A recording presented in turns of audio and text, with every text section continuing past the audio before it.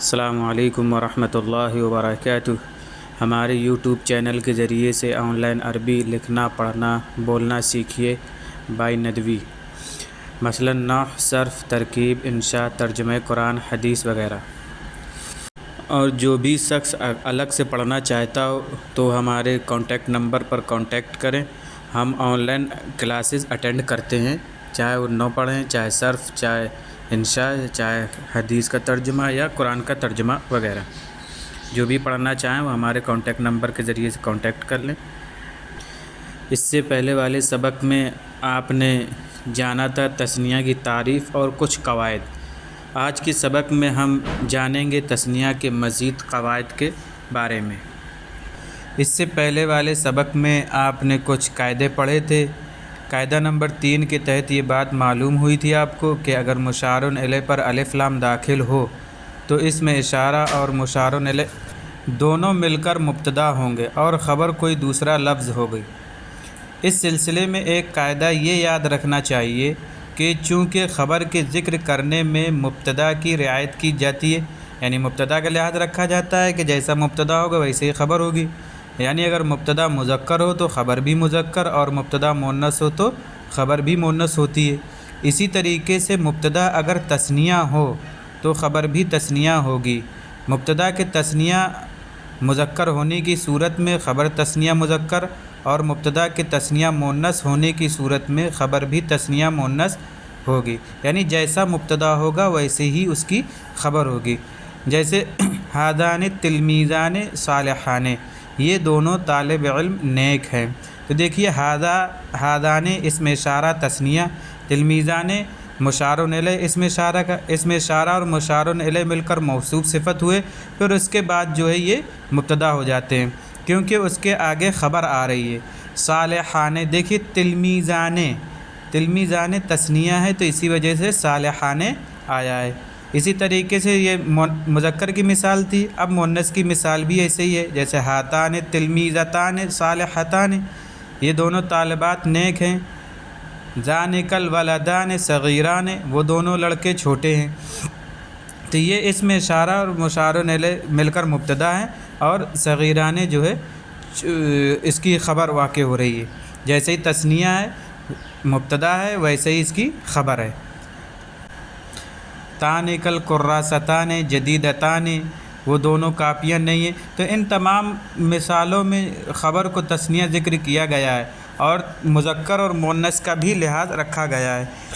ترکیب ان جملوں کی اس طرح ہوگی: ہذان اسم اشارہ، تلمیذان مشار الیہ، اسم اشارہ اپنے مشار الیہ سے مل کر مبتدا ہوا، صالحان خبر، مبتدا اپنی خبر سے مل کر جملہ اسمیہ خبریہ ہوا۔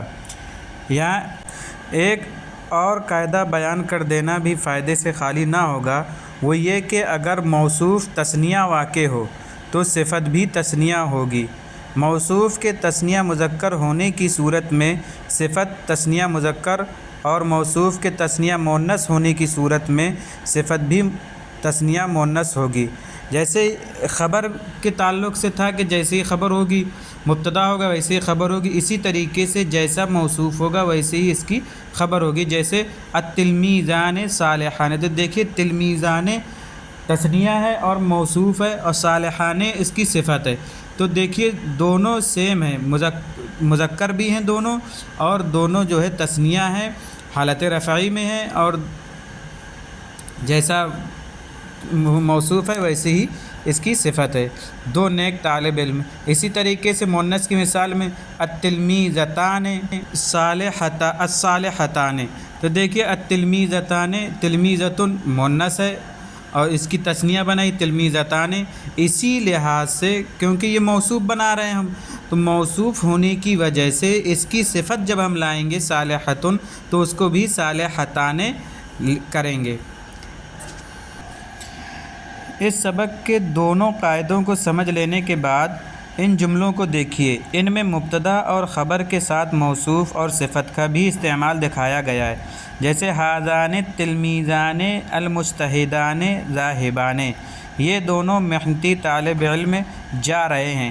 تو دیکھیے ہذان اسم اشارہ التلمیذان موصوف المجتہدان تلمیذان کی صفت موصوف صفت مل کر بنا مشار الیہ، تو اسم اشارہ اور مشار الیہ مل کر یہ بن گیا مبتدا، اور ذاہبان دیکھیے مجتہدان اور تلمیذان کے مطابق ہے، اس وجہ سے یہ تثنیہ ہے، تو تثنیہ کی وجہ سے ذاہبان بھی تثنیہ لایا گیا ہے جو کہ خبر واقع ہو رہی ہے۔ یہ مذکر کی مثال تھی۔ اسی طریقے سے نیچے جو مثال آ رہی ہے یہ مؤنث کی مثال ہے، ہاتان البنتان صغیرتان جالستان، یہ دونوں چھوٹی لڑکیاں بیٹھی ہیں۔ ترکیب اس طرح ہوگی، ہذان اسم اشارہ، تلمیذان موصوف، المجتہدان صفت، موصوف اپنی صفت سے مل کر مشار الیہ، اسم اشارہ اپنے مشار الیہ سے مل کر مبتدا، ذاہبان خبر، مبتدا اپنی خبر سے مل کر جملہ اسمیہ خبریہ ہوگا۔ یہ اس طریقے سے استعمال کیے جاتے ہیں۔ ان مثالوں کا ترجمہ کریں اور اعراب لگائیں کہ موصوف صفت کا اعراب کیا ہے۔ سارے قاعدوں کا لحاظ رکھیں کہ موصوف صفت کا قاعدہ کیا ہے، مبتدا خبر کا قاعدہ کیا ہے، اسم اشارہ اور مشار الیہ کی کیا ترکیب ہوتی ہے، اسم اشارہ کیا واقع ہوتا ہے۔ ان تمام قاعدوں کا لحاظ رکھتے ہوئے ان میں اعراب لگائیں اور مزید ان کا ترجمہ بھی کریں اور ان جملوں کی عربی بنائیں۔ یہ دونوں با کمال مقرر استاذ ہیں، وہ دونوں بیدار مغز فوجی ملازم ہیں، وہ دونوں محنتی طالبات نیک ہیں، یہ دونوں نئی ٹوپیاں گول ہیں، یہ دونوں چھوٹے بچے کھلاڑی ہیں، وہ دونوں پرانے کمرے چھوٹے ہیں، وہ دونوں نئی گھڑیاں بند ہیں، یہ دونوں طاقتور قلی چست ہیں، وہ دونوں چست چوکیدار بیدار ہیں، یہ دونوں عبادت گزار عورتیں پڑھ رہی ہیں۔ تو ان کی عربی بنائیں، اور اس میں نیچے ہم نے جو الفاظ ابھی تک نہیں آئے ہیں، یعنی ورڈ میننگ جو ابھی تک نہیں آئے ہیں، ان کو ہم نے نیچے لکھ دیا گیا ہے تاکہ اس سے آپ مدد حاصل کریں۔